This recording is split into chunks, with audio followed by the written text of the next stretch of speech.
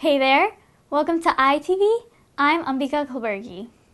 Last several weeks, we have been showing you clips from Maryland Governor Martin O'Malley's trade delegation to India from November 27th to December 3rd, 2012. As I have mentioned earlier, the India-US World Affairs Institute that traveled with the governor facilitated for our cameras to accompany the trip. Today, we continue with the governor's speech in New Delhi at FICCI, the Federation of Indian Chambers of Commerce and Industry. With me on this delegation are the two county executives from the two of the largest and strongest counties in our state, and I would like them each to stand up. First, your former county executive, he's still currently our county executive of Montgomery County, Ike Leggett, is with us here from Montgomery County. And also with us from Prince George's County is County Executive Rushern Baker, who joins us. I also want to thank Rita Lewis for everything that the embassy has done for us on this trip. And I want to thank FICCI especially for pulling together such a strong group of people here to hear our Maryland story. All the world is made of stories. And over this last 7 days, I have been witness to some very, very powerful stories.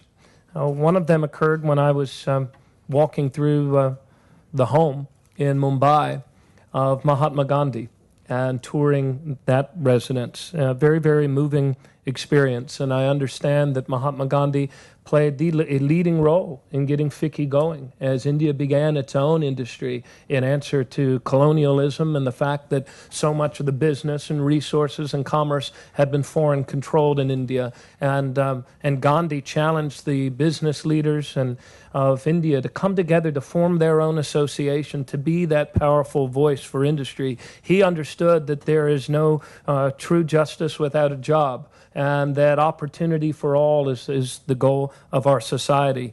I wanted to share with you just some thoughts. We have had a wonderful experience here in India over the last 7 days. Minister, we arrived and departed through some of the most modern airports you will find anywhere in the world. We have met with the GMR group, we have met with the GVK group, and what you have been able to pull off in public-private partnerships for the modern and the new India is really phenomenal.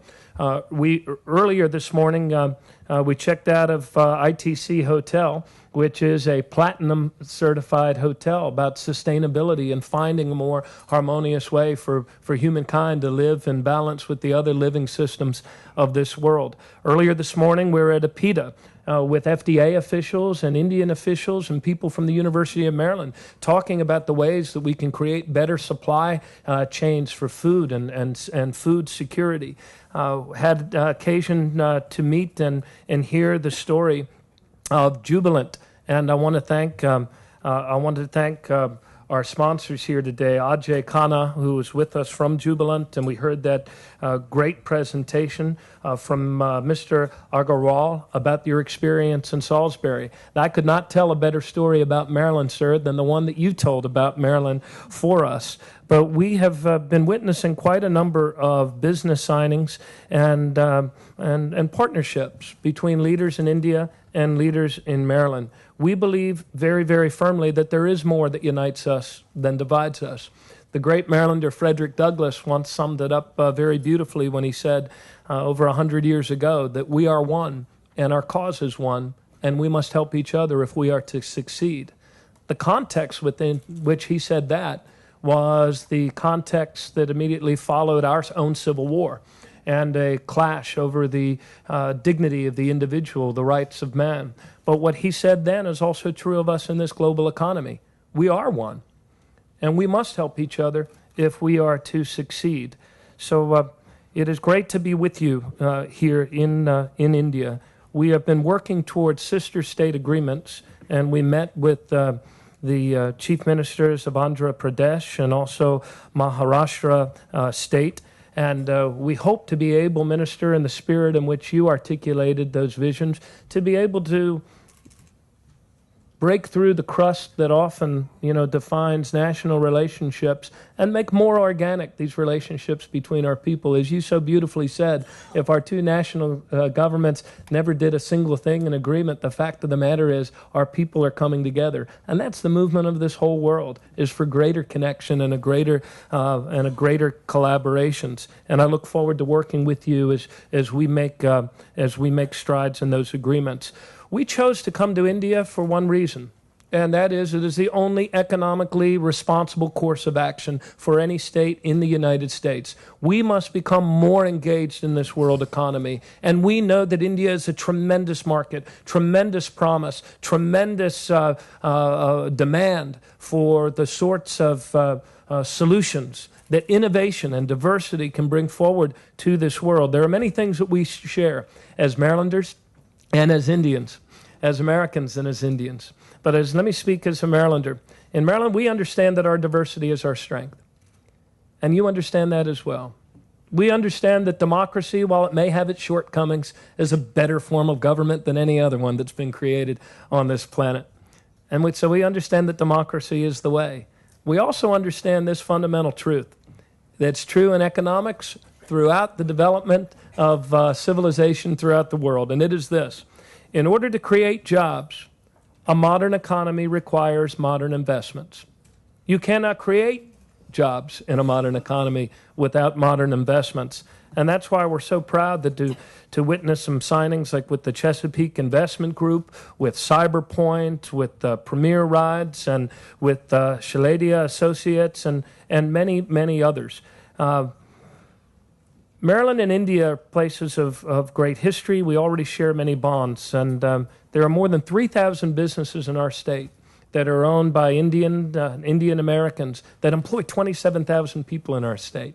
We also are home to U.S. operations of 6 Indian companies. We're so very, very proud of Jubilant and your plans for growth in our state. 2 years ago, we opened a trade and investment office in Delhi, and there are a number of organizations in our state committed to strengthening those ties. Both of our economies are innovation economies, and we have the second largest group of foreign students who study at the University of Maryland are Indian students.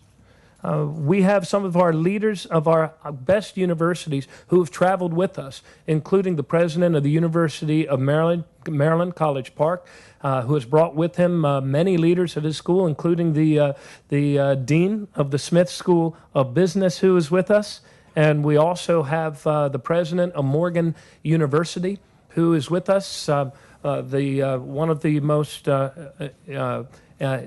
of the institutions of excellence among our historically black colleges and universities that produces more black engineers in our country than any other university in our country. We also boast, the largest delegation of Indian American delegates that are sent to any General Assembly in any state in the United States.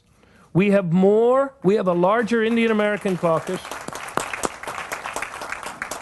We have a larger Indian American caucus than California, a larger Indian American caucus than New York, and all 3 of them traveled with us today. Is Aruna here? I see 2 of you. Well, Aruna Miller is no doubt accompanying Mrs. O'Malley, Judge O'Malley, on another portion of this mission. But 2/3 of the caucus is here. And one of them is Delegate Sam Aurora. Sam, if you would stand. And the other is the majority leader of the Maryland General Assembly. So he's who I depend upon to count all the votes. And he is Kumar Barve, the majority leader of the Maryland General Assembly. Look, there are many things that I'd like to tell you about my home state of Maryland. Others have done most of the work for me. I'd like to tell you about her history, about her beauty, about the diversity of her people and her landscapes, about her waters confidently falling to the sea. But there are just 3 things, especially in these times of great change and great challenge to the ongoing existence, really, of the human species on this planet, that I would like to share with you about the people I have the honor to serve. Number 1 is the value and importance that we place on education for all. We understand that the more a person learns, the more a person earns, and therefore the more a person contributes to our economy. We have been named the #1 public schools in America 3 years in a row, not by chance, but by choice. We chose to make the investment. More of our children take advanced placement college courses in high school than in any other state in the union. And for 4 years in a row, alone among the states in the United States, we had not a single penny's increase in college tuition so that more working families could send their children to college. Secondly, is the leading position that Maryland has now taken in this new innovation economy. Because of what we have invested in the brain power, the talent, and the creative capacity of our people, we are leaders in this innovation economy in areas like biotech, life science, earth science, information technology, cybersecurity, aerospace, and many, many others. We are home to such national innovative assets as the Food and Drug Administration, the National Institute of Health, the U.S. Department of Agriculture, the National Security Administration, and we have Johns Hopkins University, University of Maryland Hospital. We do more than $3.3 billion of research mostly in healing in our state, which makes us #1 per capita and #2 in total amount, even though we are only 2% of our nation.